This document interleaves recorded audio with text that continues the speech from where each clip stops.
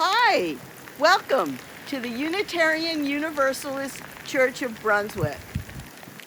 I'm glad you're joining us today. I'm Sienna Code, a member of the Board of Trustees.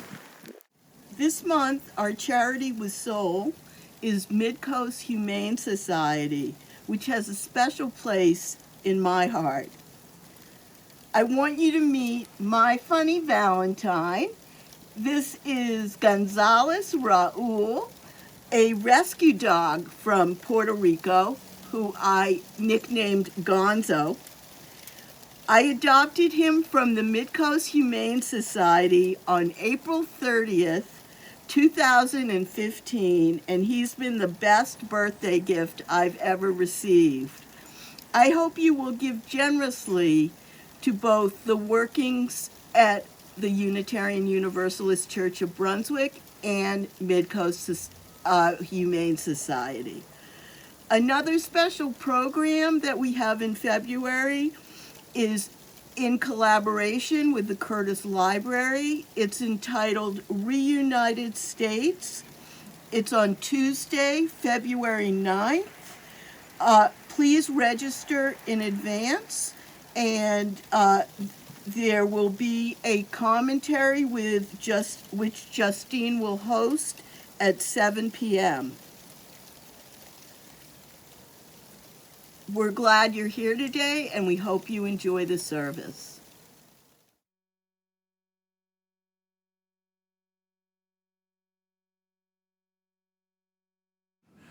Hi, my name is Dante, and this is Midcoast Humane. We serve 40 municipalities from Falmouth all the way up to Somerset and Washington, Maine. Nearly 3,500 animals come through our doors each year, and we could not do this without the support of people like yourselves and community members. It is our goal and our mission to make life better for animals and people in our community, and the one thing that keeps us going is the support from people like you. Thank you.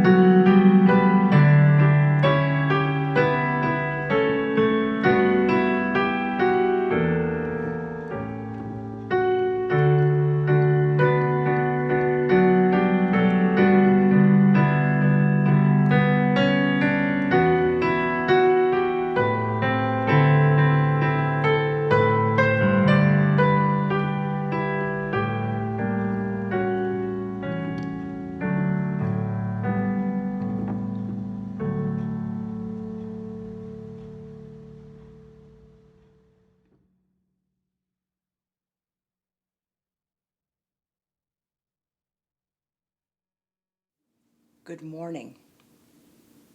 Our opening words this morning are by Alice Walker from The Color Purple. Have you ever found God in church? I never did. I just found a bunch of folks hoping for him to show. Any God I ever felt in church, I brought in with me. And I think all the other folks did too. They come to church to share God, not to find God. However you find God, however you name God, you are welcome here. Come, let us be together in worship and let us sing together our opening song, number 170, We Are a Gentle, Angry People, by Holly Near.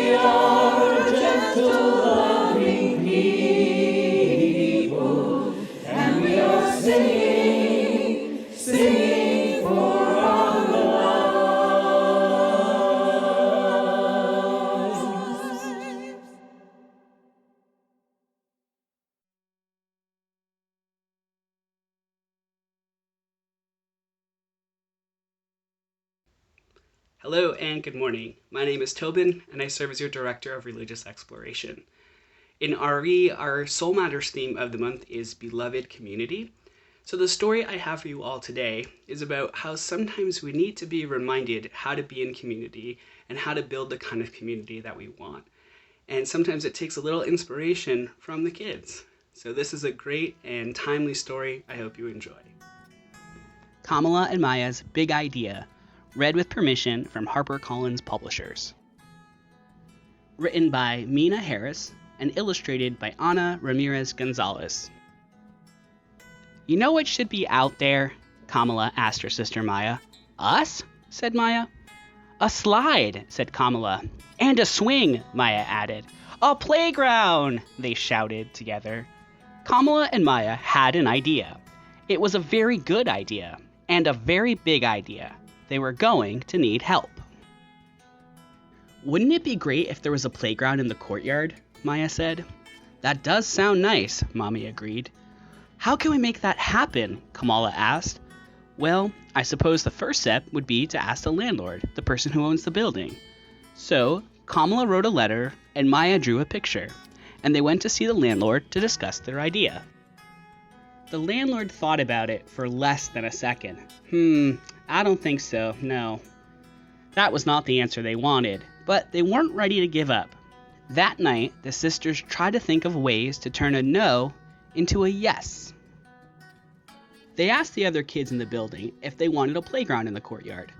Did they? Of course they did. And they had ideas, too. Let's have a teeter-totter, and a basketball hoop, and flowers. So, Kamala wrote a longer letter, and they went to see the landlord together. The landlord thought about it for less than 5 seconds. A project this big is expensive. We don't have the money for that. Do your parents know you're here? This was not the answer they wanted, but Kamala was not ready to give up. If we ask our parents and do it all ourselves, can we fix up the courtyard? The landlord thought about that for a whole 10 seconds. Finally, he shrugged. If you can do it yourselves, sure. This wasn't exactly the answer they wanted, but it was a start. The kids all spoke to their parents about their ideas for the courtyard. They hung up posters and knocked on neighbors' doors. But they got the same answers from everyone. I'm sorry. Wow, that is a big job. Wish I could help.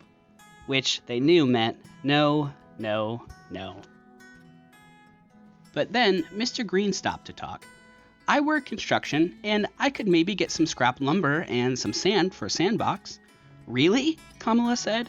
Yes! Exclaimed Maya. Okay, I'll try. It wasn't a yes, but right now, maybe was the sweetest word they had ever heard. Maybe gave them hope. The next weekend, maybe turned into yes. The kids helped measure and Mr. Green cut the boards. Then they sanded and hammered and sanded some more. Then came the actual sand. They were all thanking Mr. Green when Ms. Lopez stopped to talk. I work at a garage. Maybe they have an extra tire for a teeter-totter. Another maybe. In the weeks that follow, lots of I don't knows turned into maybes and then yeses. No one could do everything, but everyone could do something. Kamala and Maya wanted everyone to celebrate the new playground, so they made another big poster inviting their neighbors to a potluck party.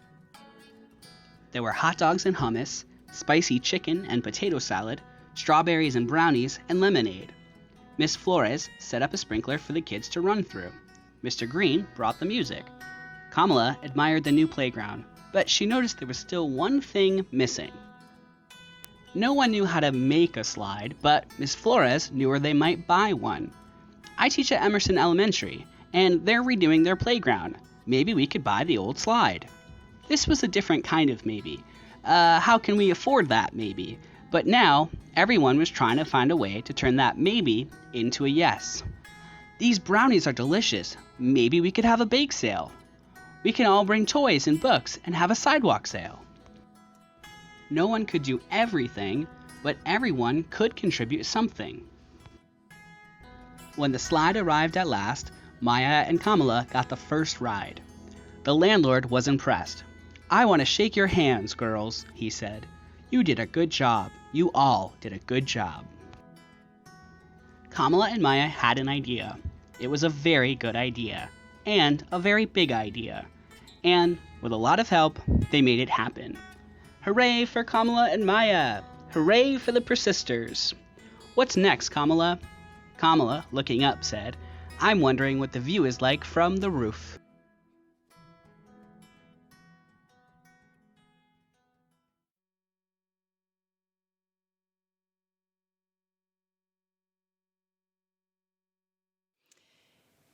My favorite bumper stickers are the ones that say, my dog rescued me.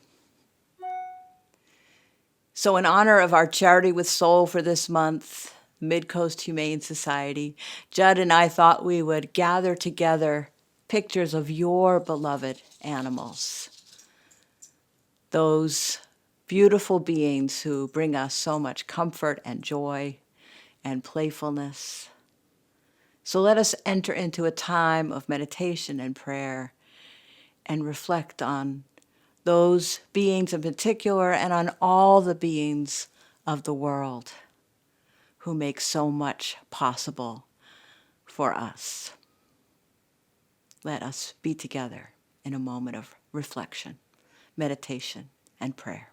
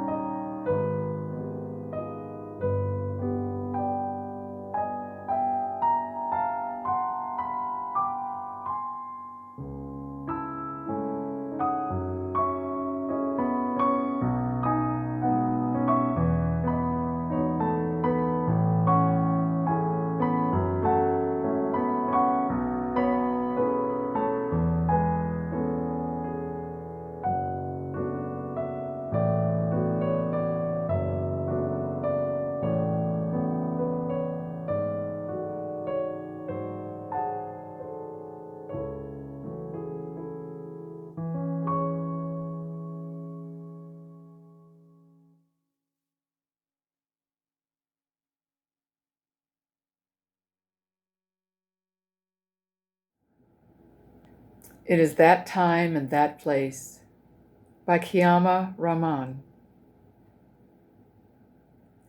Now is the time to call on the memories of the ancestors who thought they could not walk another step toward freedom, and yet they did. It is that time and place to call on the memories of the ancestors who, when the darkness of their lives threatened to take away the hope and light, reached a little deeper and prayed yet another prayer. It is that time and place to remember those who came through the long night to witness another sunrise.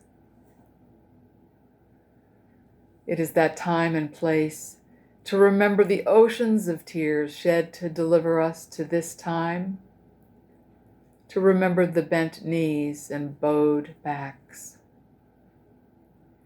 Time to remember their laughter and joy, though they had far less and little reason for optimism. Yet they stayed on the path toward a better day. Time to hold the steadfast hands and hearts and prayers of the ancestors that have brought us this far.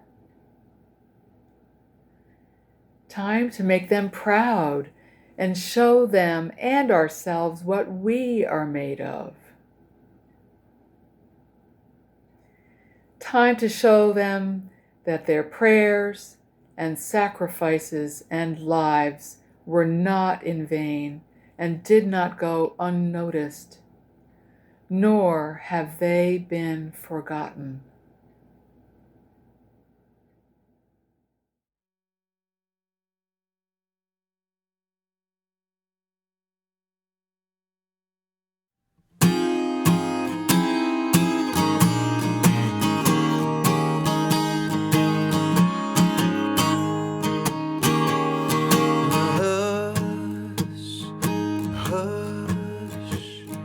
Somebody's calling my name.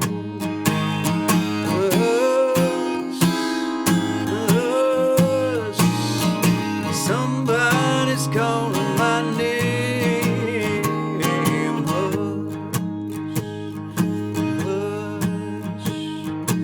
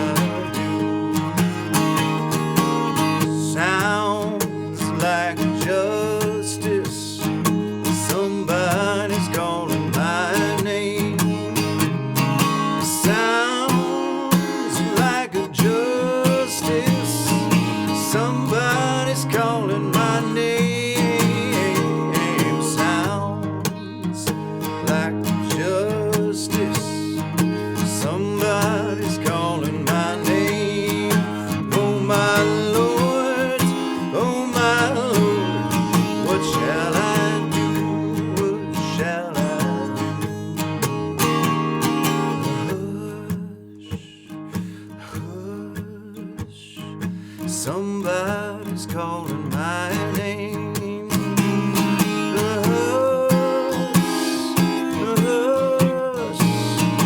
Somebody's calling my name.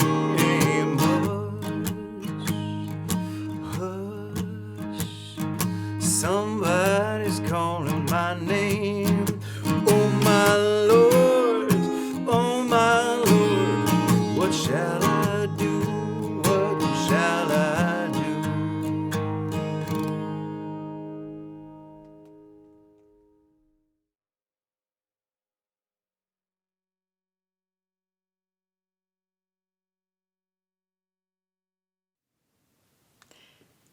I begin my reflection with this reading by Barbara A. Holmes, entitled Joy Unspeakable. Joy unspeakable is not silent. It moans, hums, and bends to the rhythm of a dancing universe. For our free African ancestors, joy unspeakable is drum talk. For enslaved Africans during the Middle Passage, joy unspeakable is the surprise of living one more day. For Africans in bondage in the Americas, joy unspeakable is the moment of mystical encounter when God tiptoes into the hush arbor. Joy unspeakable is humming How I Got Over after swimming safely to the other shore of a swollen Ohio River when you know that you can't swim. Barbara A. Holmes. A few years ago now, actually it was 4 years ago, right around this time, Senator Elizabeth Warren was challenging the nomination of Jeff Sessions as U.S. Attorney General. She was challenging his fitness on the basis of racist statements Sessions had made in the past. Senator Warren wanted to read into the record a letter written by Coretta Scott King in 1986 in opposition to Sessions' appointment as a judge on the federal court. Senator Mitch McConnell interrupted Senator Warren repeatedly, trying to get her to stop impugning the character of Senator Sessions, and then he uttered those famous words. She has been warned, and still she persisted. And those words, and still she persisted, have become kind of a battle cry for women. And a dear colleague of mine thought that that would make a wonderful frame for looking at the legacy of African American women who have been instrumental in the fight for justice, but are often overlooked by history. And so this remembrance of some of the important work of African American history, women in that history, was inspired by the work of my colleague, Reverend Janet Parsons, and I offer my thanks to her. Janet serves the congregation in Gloucester, Massachusetts, and I thank her for sharing some of her research and thoughts with me. Aramenta Ross, better known as Harriet Tubman, was born into slavery in 1822 in Dorchester County, Maryland. She suffered all the violence and indignity that you would expect a slave to have suffered. Once she was hit in the head with a large metal object that her master had thrown, intending for it to hit someone else. The resulting head injury left her with lifelong seizures and headaches and frequent hallucinations, which she experienced as religious visions. And still she persisted. In 1849, because of her own poor health and the death of her owner, she decided to escape to the north. She changed her name to Harriet after her mother and Tubman after her husband. Two of her brothers accompanied her part of the way, but they were afraid and turned back. She made it to Pennsylvania, to freedom, but she returned to the South 19 more times, and led some 60 others to freedom. She served as a spy during the Civil War, and she collaborated with John Brown on his famous raid. Who knew this? That she, a woman, had played such significant roles not only in freeing slaves, but in the course of the war. A partially disabled woman with a head injury. Imagine. There is a concept in psychology called learned helplessness. It was first observed in lab animals who would engage in behavior if they would receive a reward, and they would cease a behavior if it got them punishment, such as a shock. But if they were punished at random with no discernible pattern or cause, with no clear way to affect the outcome, the animals would just lie down, give up.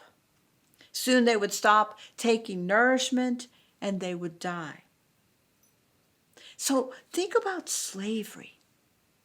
People held in captive in service to other people, mistreated in every possible way.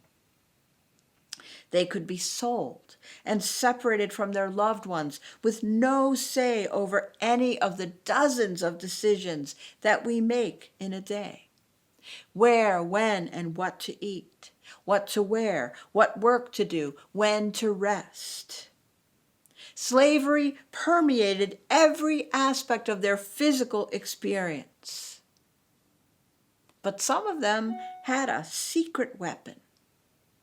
Many of them found a way to have a spiritual life that the master could not touch, could not take from them. And for women like Harriet Tubman, their faith gave them hope and fueled their resilience and their resistance.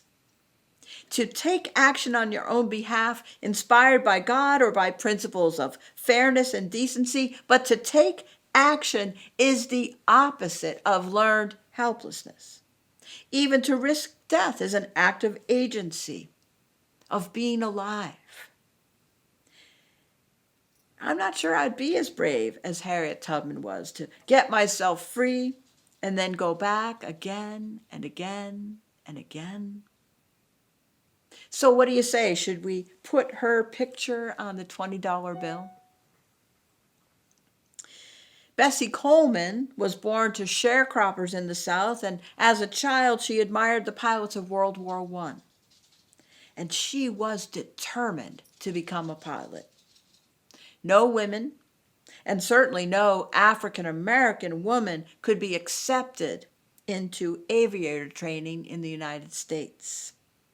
So Bessie Coleman learned French and attended pilot training in France. It was her dream to open a pilot training program for African Americans, but she died tragically in an accident at an air show at the age of 34. She persisted. I first learned of Paulie Murray when I was reading about Eleanor Roosevelt, a great hero of mine. Paulie Murray was a young woman living in a work camp during the Depression. Mrs. Roosevelt visited the camp as First Lady and was taken with this young woman, the only African American woman in the camp. She was impressed with her intelligence and her self-assuredness. Who was this woman who became a friend to the First Lady? Paulie Murray was born Anna Pauline Murray on November 20th, 1910. When she was 3 years old, her mother died suddenly of a cerebral hemorrhage, and Paulie was sent to live with the aunt for whom she was named.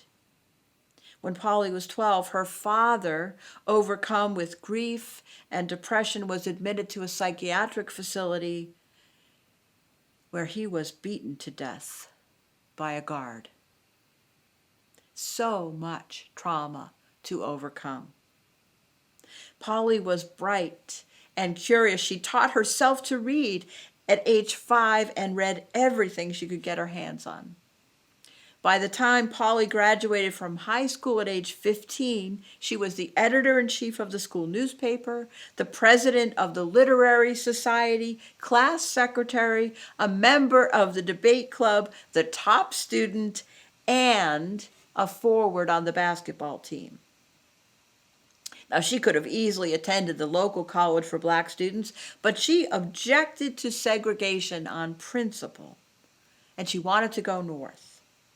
She moved to the home of a cousin in New York City to establish residency and to complete high school. The school for black students in her town in North Carolina only went through the 11th grade.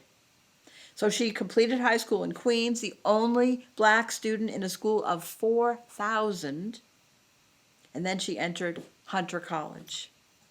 She moved to Harlem and became friends with Langston Hughes and met W.E.B. Du Bois and became part of the emerging scene of black intellectuals and artists in Harlem in the late 1920s.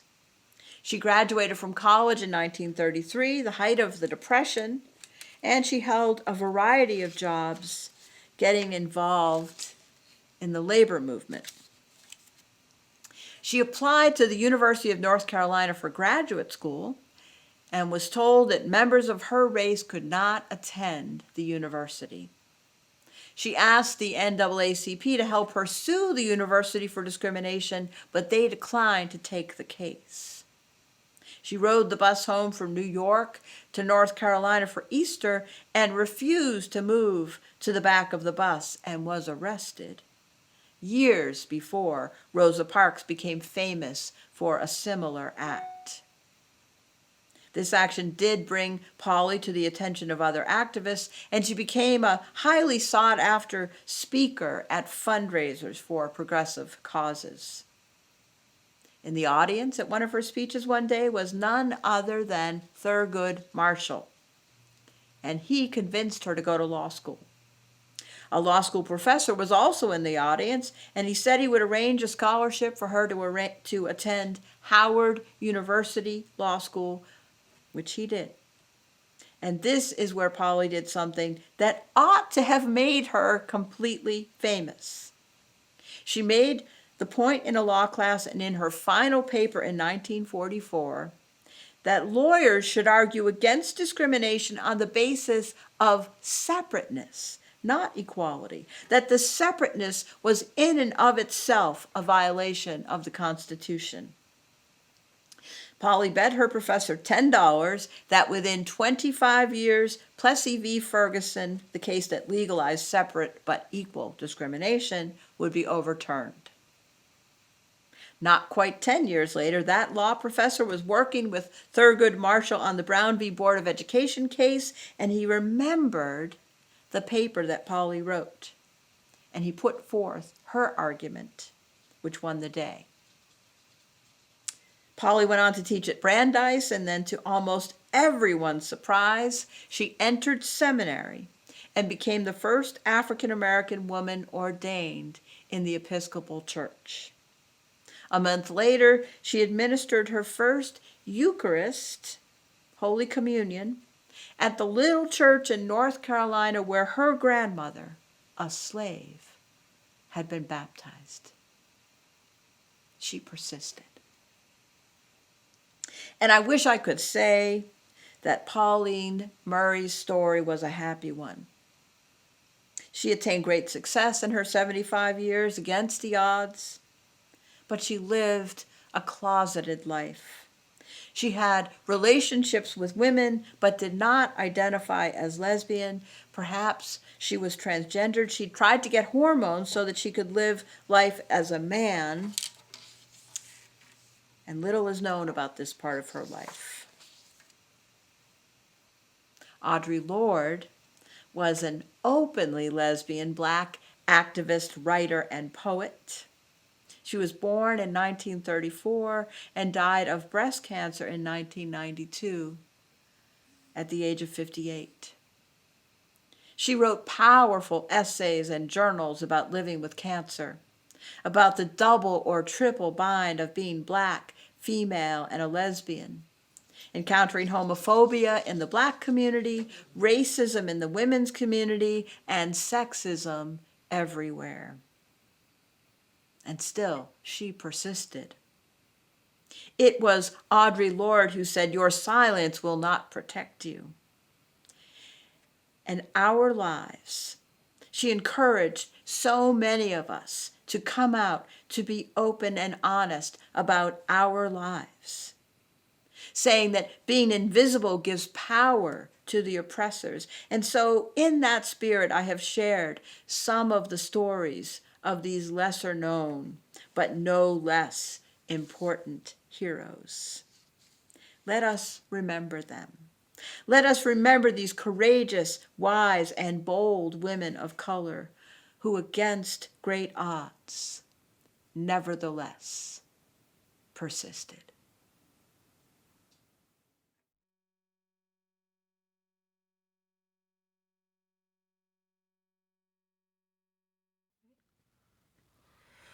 We are dancing Sarah's circle.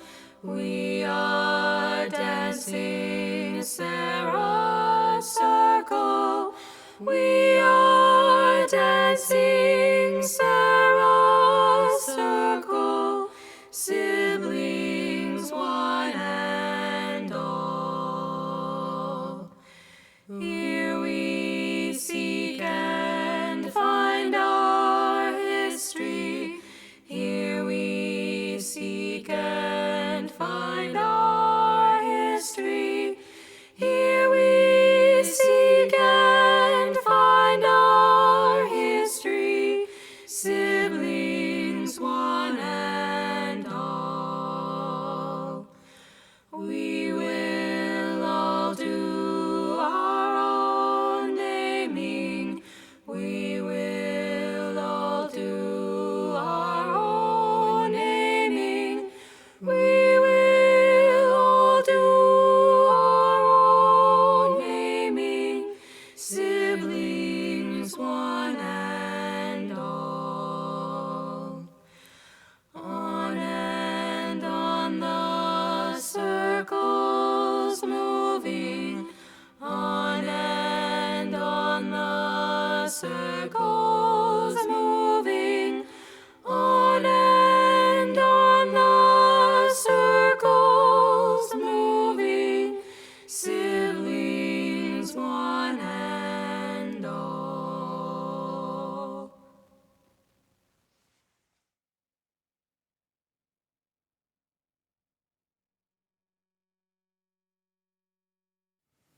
My closing words are by Audre Lorde, Litany for Survival. For those of us who live at the shoreline, standing upon the constant edges of decision, crucial and alone. For those of us who cannot indulge the passing dreams of choice, who love in doorways coming and going in the hours between dawns, looking inward and outward at once, before and after, seeking a now that can breed futures like bread in our children's mouths, so their dreams will not reflect the death of ours. For those of us who were imprinted with fear like a faint line in the center of our foreheads, learning to be afraid with our mother's milk, for by this weapon, this illusion of some safety to be found, the heavy-footed hoped to silence. For all of us, this instant and this triumph, we were never meant to survive. And when the sun rises, we are afraid it might not remain. When the sun sets, we are afraid it might not rise in the morning. When our stomachs are full, we are afraid of indigestion. When our stomachs are empty, we are afraid we may never eat again. When we are loved, we are afraid love will vanish. When we are alone, we are afraid love will never return. And when we speak, we are afraid our words will not be heard or welcomed. But when we are silent, we are still afraid. So it is better to speak, remembering we were never meant to survive. Audre Lorde.